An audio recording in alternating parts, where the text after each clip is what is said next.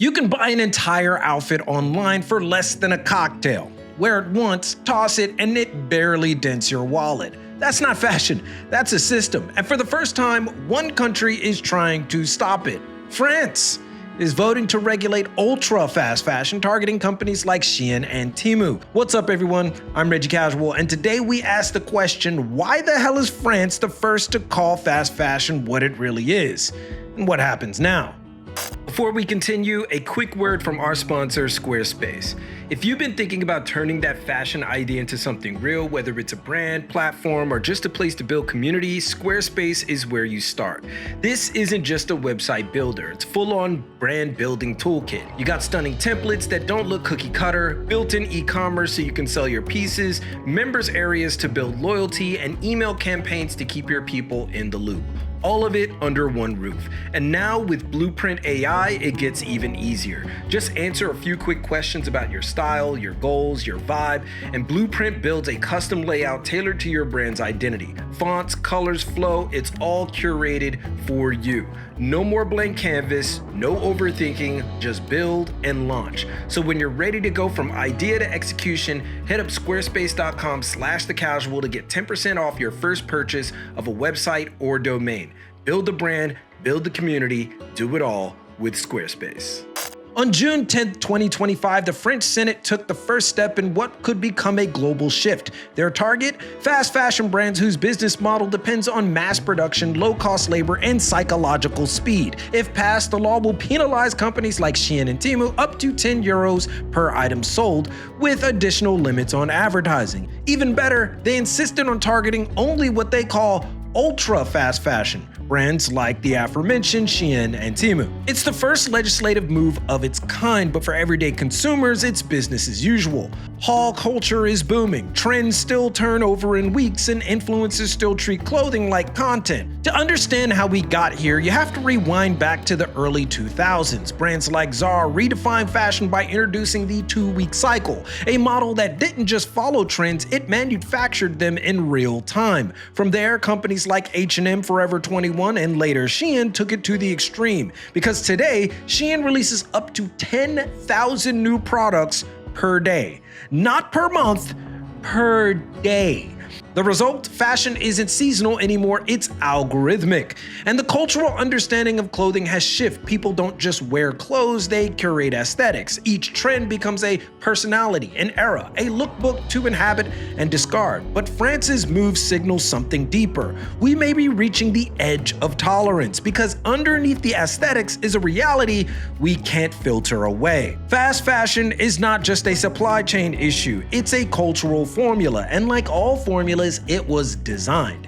In the post-90s globalized economy, fashion manufacturing moved offshore, chasing the lowest labor costs. What followed was a race not for quality, but for quantity. Price became the product. The fashion calendar was already breaking, but fast fashion shattered it. Retailers stopped planning for spring, summer, or fall, winter. Now it was about immediate reaction. What are people liking today? How fast can we copy that and ship it tomorrow?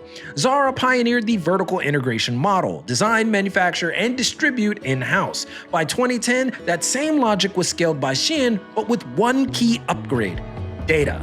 Through user metrics, real-time trend analysis, and algorithmic production, Shein wasn't just responding to trends, it was creating them at a speed of virility. Here's the part that people miss. We're not just creating waste, we're exporting it. In 2023, Ghana's Kantamanto market reported that nearly 40% of the secondhand clothing it received from the global north was unsellable and ended up in landfills or illegal dump sites. That's thousands of tons of discarded fashion, most of it from fast fashion giants, dumped onto countries with no infrastructure to process it. So when we talk about overproduction, we're not talking about future consequences, we're already shipping them overseas. And the numbers are staggering. The average consumer today buys 60% more clothing than they did 15 years ago, but keeps it half as long. Further, the fashion industry accounts for 10% of global carbon emissions, more than international flights and maritime shipping combined. And finally, each year the world discards 92 million tons of textile waste. He ain't lying. That's the scale. But why France?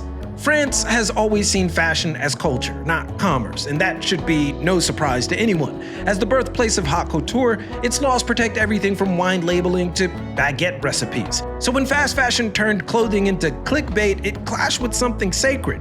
This law isn't just economic, it's ideological. The French policy proposal argues that ultra-fast fashion encourages overconsumption and promotes an unviable economic model. It aligns with France's broader environmental stance, like its 2020 anti-waste law banning the destruction of unsold clothing. And other countries are watching, except maybe for the US, where meaningful legislation around climate or consumption often stalls out before it starts. Meanwhile, France isn't alone in leading. Countries like Japan have quietly doubled down on sustainability with both policy and culture. Japan's government set a goal in 2020 to be carbon neutral by 2050, and the METI-backed Sustainable Fashion Initiative promotes circularity and responsible manufacturing. But beyond policy, Japanese culture has always leaned towards reuse and reverence, which raises the real question: how many more garments and excuses can the planet absorb? That's a good question. I don't know. Because this isn't just a regulation, it's a framing war. Is fashion an artistic craft or a disposable commodity? France is staking its claim. And maybe it's the beginning of a global reframing. Here's the uncomfortable truth. Even when we know fast fashion is harmful, we still buy it. Why? Because fast fashion doesn't sell clothes, it sells feelings, a rush of newness, a sense of identity, the illusion of choice and status, all for the price of a convenience store sandwich. Psychologists call it hedonic adaptation, the tendency to return to a base level of satisfaction after a burst of pleasure. Fast fashion exploits this loop. Each delivery is a dopamine hit, each haul is a fresh start, each trend cycle is a new aesthetic to try on like a costume. Platforms like TikTok have amplified this behavior. Algorithms reward novelty, visual repetition breeds boredom, so creators and their audience keep chasing that hit. And yet the irony is brutal. The more we chase identity through fast fashion, the more lost we become. Studies have shown Gen Z is one of the most anxious and depressed generations in modern history, with rates of self-reported loneliness and low self-worth at record highs. In a 2022 CDC survey, over 40% of Gen Z respondents reported struggling with mental health, and the pressure to constantly redefine and perform identity on social media only compounds it. Instead of self-expression, what we're left with is self-doubt. Not knowing what to wear becomes not knowing who you are. And in that vacuum, fast fashion steps in, not to answer the question, but to distract you from asking it. What? What the fuck? In this context, Shein isn't just a brand, it's a behavior model, one that trains consumers to prioritize speed over meaning, mimicry over memory. And that has consequences beyond fashion. It erodes patience, dulls discernment, and subtly teaches us that expression is only valid if it's validated by engagement. That's the core design. Fast fashion is built on fast forgetting. So when France says enough, it isn't just attacking a supply chain, it's interrupting a feedback loop that reshapes how people feel about themselves. And what better country to lead the charge? This is France, the poster boy for post-imperial cultural righteousness, the place that turned revolution into branding and turned branding into national identity. When France draws a moral line in fashion, it's not just political, it's theatrical. It's a runway with policy teeth, and somehow, even when they're late to act, they still make it look like taste. Now here's the part that no one wants to admit.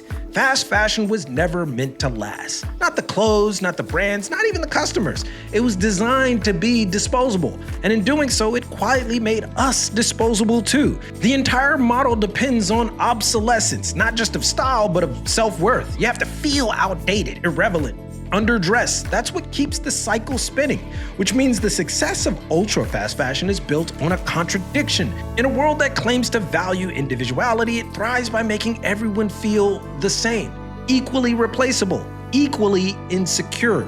The brands aren't selling fashion, they're selling relief. From what? From the fear that you don't belong. And that fear is profitable. This is the real insight. Fast fashion doesn't need you to love what you wear, it needs you to keep questioning it. So what France is challenging isn't just a pricing model, it's a psychological economy. Because once governments start saying, this isn't sustainable, and back it with policy, it opens the door to something deeper, questioning the emotional system that kept it all going. What if we didn't need to refresh our identity every week? What if looking the same as last month wasn't a crisis. No, God! No, God, please, no! No! No! No! And even with that new thinking, the fashion industry wouldn't collapse overnight. But the illusion that it can go on like this, that's starting to fray. Because slowing fashion down might not just save the planet, it might actually save the industry. According to McKinsey's State of Fashion report, brands with slower production cycles report higher sell-through rates than fast fashion peers. Less overstock means less waste and fewer markdowns, preserving brand equity. Customer loyalty also improves. When shoppers believe a brand stands for something, they're more likely to stick around and more willing to pay premium prices. Small batch releases, pre-orders, even wait lists. These aren't limitations, they're trust signals. They tell the customer this wasn't made for everyone, and that's why it matters. Take Wells Bonner, for example. She's not chasing the algorithm. Her collections unfold slowly, rooted in research, heritage, and emotional resonance. Every piece feels considered because it is. And while her output is limited, her impact is expanding. She's proof that slower cycles don't dilute brand power, they deepen it. And maybe that's why France's move feels so symbolic. It forces a pause. It invites the possibility of reconciling intention with behavior, not to shame, but to reflect. Because no generation has wanted meaning more desperately, and few have been handed so many meaningless options. What France is doing puts that contradiction on trial. It's asking whether society should protect its cultural ecosystem same way it protects forests or rivers. And if this idea spreads, the implications are massive, not just for retail, but for marketing, identity, and even taste, because it signals that taste can no longer be separated from consequence. We've built a global economy on the promise that we can consume endlessly without cost. But when a country like France says no more, it's not nostalgia, it's resistance. And that is such a French effing thing to do. And now we hand it off to you. Would you support a fast fashion penalty in your country? Do you think it would even work? Or tell us what topic in fashion you'd like to see unpacked next. Let it all be known in the comments. And if you want the business case breakdowns, data-driven lessons, and advanced insights, join us on Patreon where we go deep on what this means for designers, marketers, and creatives who want to build something real. Be sure to like, sub, and turn on notifications, but most importantly, keep it locked right here for all of your info on international fashion culture and business from Tokyo, and keep it casual. Yoroshiku onegai shimasu, and we'll see you all in a minute.